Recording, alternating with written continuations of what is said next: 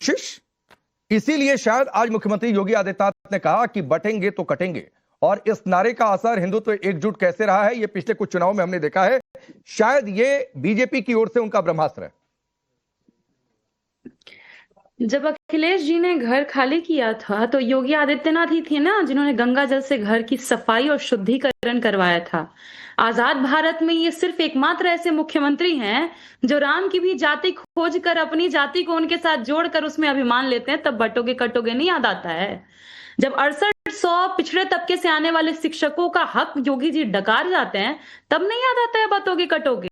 और उसके साथ में जब ये शहीदों की भी जाति खोज करके उनको उस हिसाब से पैसे देते हैं तब नहीं याद आता है। दो व्यक्ति का नाम बस ले रहे हैं, विजय पांडे और सत्यनारायण यादव, दोनों शहीद हुए। विजय पांडे को इन्होंने दिया 25 लाख, सत्यनारायण यादव को दिया इन्होंने 20 लाख। उसमें भी शहीदों में भी जाति खोजने वाले व्यक्ति मुख्यमंत्री का नाम है योगी आदित्यनाथ।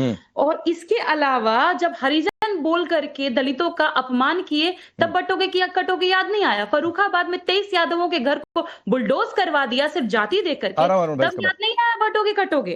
और इतना ही नहीं, अब जिस एग्जैक्टली जहां से आप ये डिबेट उठा करके लाए हैं, जिस दिन की ये चर्चा हो रही है, उस दिन कुछ लोग थे जिनको सम्मानित किया गया था।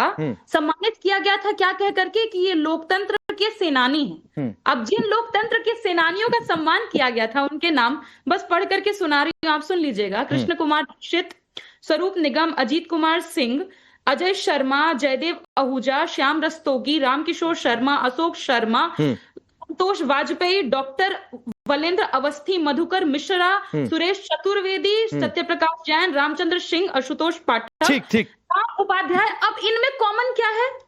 कॉमन है उपनाम, स्वजातीय मिलते जुलते हैं योगी आदित्यनाथ जी। अच्छा, एक बात और बता दीजिए प्रियंका जी, फिर मैं आगे बढ़ जाऊंगा। अरुण जी और यहाँ सूर्या मैथिल दोनों आपको जवाब देना चाहते हैं।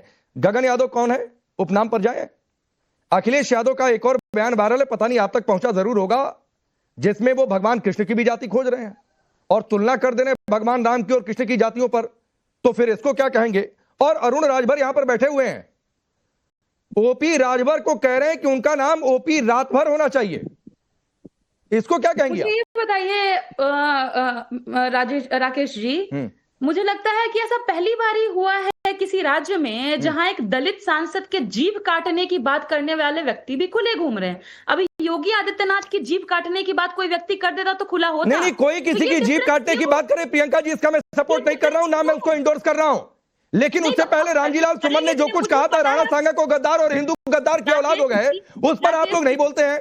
गगन यादव पर आप चुप हो जा रही, भगवान राम कृष्ण की जातियां खोज ली जाए उस पर आप चुप हो जाती हैं। राकेश जी, मुझे पता है आप न्याय पसंद व्यक्ति हैं और इसको आप इंडोर्स करेंगे भी नहीं, पर बात इतनी ही है कि जब सजा देनी हो या जब न्याय देना हो, सबका आधार अगर जाति हो जाए और मुख्यमंत्री ही ये काम करे। जब एसएसपी, मैं 18 जिलों की बात कर रही हूँ, एसपी एसएसपी ठाकुर वर्ग से आते हैं, 20% से ऊपर इनके जिलाधिकारी ठाकुर वर्ग से आते हैं। ये कैसे होता है उत्तर प्रदेश में? और इस पर कैसे कोई चुप रहता है? ये स्वजातिवाद नहीं है क्या? ठीक, इस पर क्यों नहीं मुंह खोलते हैं? नहीं तो आप बोलिए ना गगन यादव पर, आप बोलिए ना भगवान राम कृष्ण और कृष्ण की जाति कौन खोज रहा है। आप बोलिए ना कि अरुण राजभर यहां पर बैठे हुए हैं, ओपी रातभर क्यों कहा जा रहा है?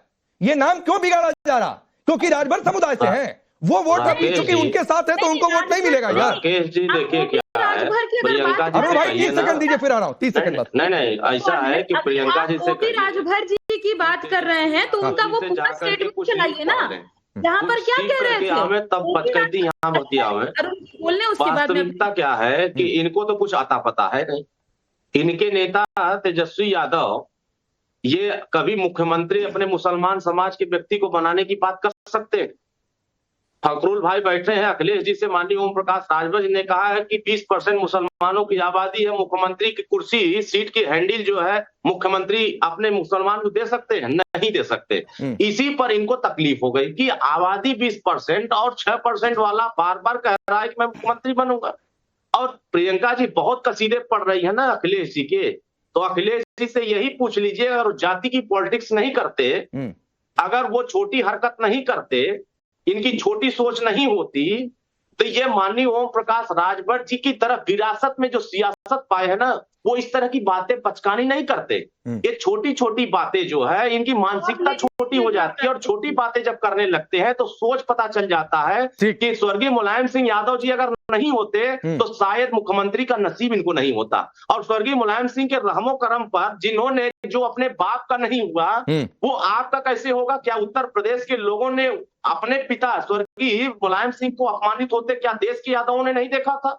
अगर MY फैक्टर को हटा दिया तो बता दे समाजवादी पार्टी और आरजेडी से मैं पूछना चाहता हूं कि रजवार राजवंशी उत्तर बिहार में रहता है। ठीक है अरुण भाई, मैं दोनों से जवाब ले लेता हूं।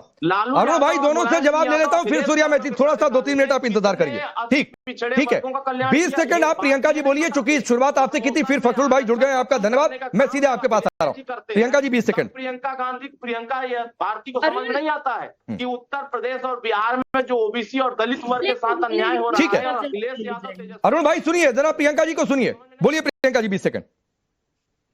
अरुण जी की ऑडेसिटी पर तो मुझे आश्चर्य हो रहा है। अरुण जी के पिता ओम प्रकाश राजभर जी ने क्या कहा था? यादवों का काम है गाय दूहना, कुशवाहा कोयरी सब्जी रोपेगा। तो उस हिसाब से जब वो जाति के आधार पर सबका कर्म डिसाइड कर रहे हैं कौन क्या काम करेगा, तो उस हिसाब से आपको क्या करना चाहिए था अरुण जी? ये सवाल तो पूछा जाएगा ना आपसे। जब ओम प्रकाश जी ने ये भी कहा कि यादव समुदाय ब्राह्मणों का हक खा रहे हैं अगर वो कथा वाचन करेंगे, तब तो एक यादव की जब चोटी काटी गई, उनका शुद्धिकरण किया गया मूत्र से, उसको भी आप जायज ठहरा रहे हैं, उसको भी आप सही ठहरा रहे हैं। ये होता है असल जातिवाद, और इनके जैसे लोग लीडर नहीं लोडर होते हैं। जहां से जिधर टिकट कुछ मिलेगा उधर लोड हो जाएंगे। इनका हम भी लोड नहीं लेते हैं। ठीक, अब फखरुल भाई लोड हो ही गए हैं आरजेडी के पास, आप तो लोड हो गई हैं आरजेडी के पास। आपको तो इतना समझ तो है नहीं उत्तर प्रदेश में। प्लीज मैं आगे बढ़ता हूँ नहीं आगे बढ़ता हूँ प्लीज शब्द प्लीज। फखरुल भाई आपका काम क्या है? ठीक है फखरुल भाई, सीएम योगी ने कहा है कि बटोगे तो कटोगे, एक रहोगे तो नेक रहोगे।